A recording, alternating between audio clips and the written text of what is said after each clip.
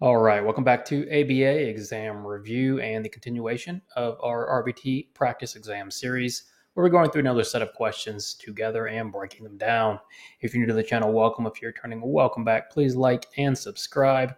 Check out btexamreview.com for all of our study materials, including our combo pack. When you pass your exam, please let us know so we can include you in the Sunday shout out. Work hard, study hard. Let's get going. During Candyland, a child repeatedly disrupts other players by yelling out of turn. After each disruption, the teacher removes the child's game piece for 2 minutes. As a result, the disruptive behavior decreases over time. What procedure is most likely being used?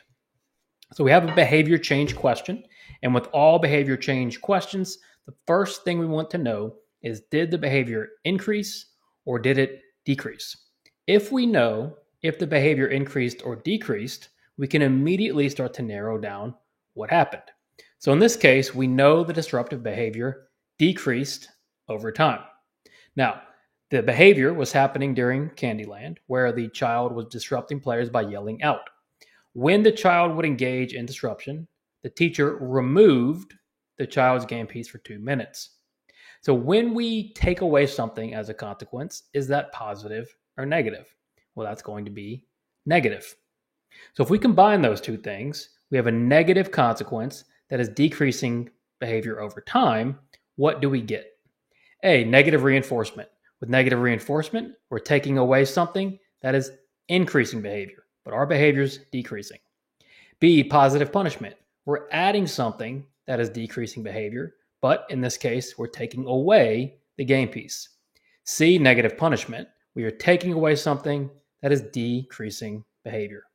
Perfect. It's exactly what we determined when we attacked the question initially. The teacher is using negative punishment. And then D, positive reinforcement, where we're adding something to increase behavior. Of course, this is not what we're looking for, since we are taking away something to decrease behavior. And since we're taking away something to decrease behavior over time, we're using C, negative punishment. A behavior analyst is working with the client on identifying emotions. The client is shown pictures of smiling faces and asked to label them as happy. The client responds accurately to trained photos, but struggles with real-life facial expressions or different cartoon styles. What should the analyst do to promote generalization? When we talk about generalization, what do we mean? Well, we mean taking a learned skill or behavior outside of the training environment and using it in a natural environment. And we always want to promote or train or teach for generalization. We don't just hope it happens. So in this case, we have an analyst who is trying to get a client to identify emotions.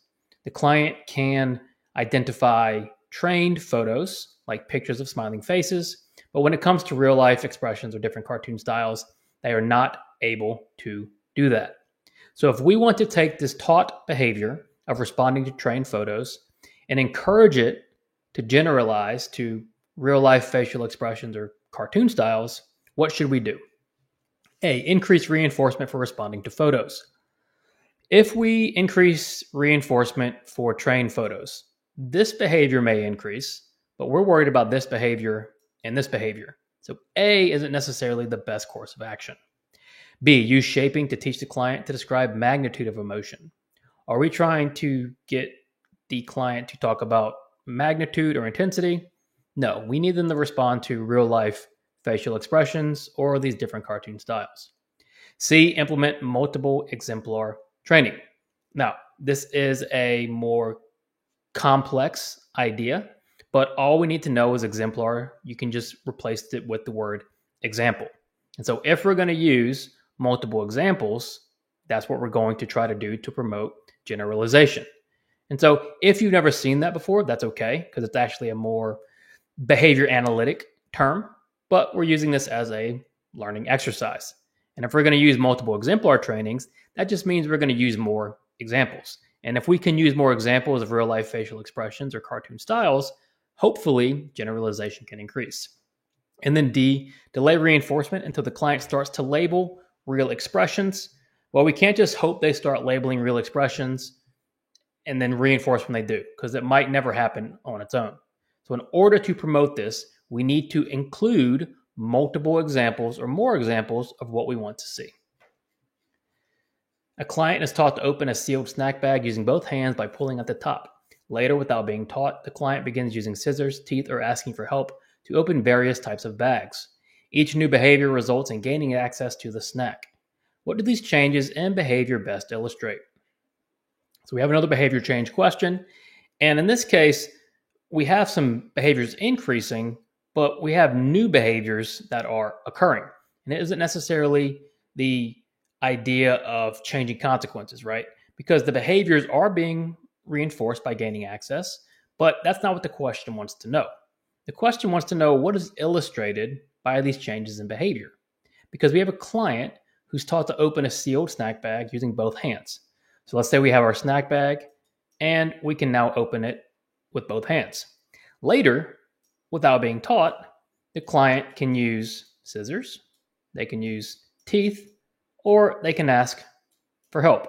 So all these different responses are starting to appear in the presence of this single stimulus.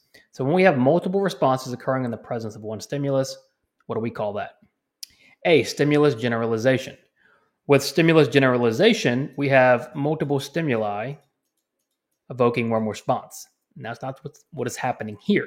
Here, our initial response has started to generalize to these new responses. So we're looking at B, response generalization. C, shaping has to do with approximations. We're not looking at shaping here. The question isn't pointing towards shaping. And then D, functional communication training. We're not necessarily teaching them to communicate, and they're learning to use scissors and teeth, which aren't communication responses. So the changes in behavior here best illustrate B, response generalization.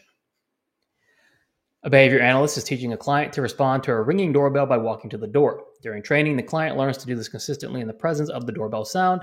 However, the client does not walk to the door when someone knocks or when the phone rings. What is the most accurate interpretation of the client's behavior? So we've got to analyze the client's behavior here. And again, this is a more difficult question, but that's okay. We're going to attack the question and we're going to learn from it. We have an analyst who's teaching a client to respond to a ringing doorbell by walking to the door. So the SD, let's say, is ringing doorbell, walk door is response. During training, client learns to do this consistently in the presence of the doorbell sound. Great. However, the client does not walk to the door when someone knocks or when the phone rings. So what is happening here? How would you interpret this client's behavior of walking to the door when the doorbell rings, but not when it knocks or a phone rings? A, the client has generalized the behavior across similar stimuli. Well, we know generalization has not occurred because the client is not engaging in these other behaviors. So generalization is not present. B, the behavior is under stimulus control of the doorbell sound. Yes. What is stimulus control? It's when behaviors tend to happen more in the presence of a certain stimulus. So in the presence of a ringing doorbell, the client is going to walk to the door. The behavior is under control of that doorbell sound. C, the client is avoiding punishment by responding to the doorbell. No indication that punishment was used or is present, so we can't pick C. D, there is no stimulus control at all in this scenario. Well, that's not true. The client's behavior is under the control of the doorbell. So what is the most accurate interpretation? It's going to be B. The behavior is under stimulus control of the doorbell sound. A therapist is unsure what toys are most reinforcing for a new client. She presents 2 toys at a time and records which one the client chooses. She continues rotating the pairs to ensure all toys are compared. What type of preference assessment is the therapist using? Whenever we get a preference assessment question, you want to ask yourself, how many stimuli are being compared at once? In other words, if I'm looking at one single stimulus, one at a time, A, then B, then C, and these are all happening alone, it's typically going to be single stimulus. If I'm looking at stimuli together, A and B, B and C, A and C, in pairs of 2, this is going to be forced choice or paired choice typically. If I'm looking at multiple stimuli at once, we're looking at multiple stimulus with or without replacement. And then if we just have free reign, we're looking at free operant. In this case, we have a therapist who is presenting 2 toys at a time and then rotates the pairs to ensure all toys are compared. Well, which example is that? It's going to be this one here, which is our forced choice example. Preference assessment questions are very straightforward. How many items are you assessing at once? If you are using multiple stimulus, is it with or without replacement? Thanks for watching. Check out btexamreview.com for all of our study materials. Please like and subscribe. When you pass your exam, let us know so we can include you in the Sunday shout-out. Work hard, study hard,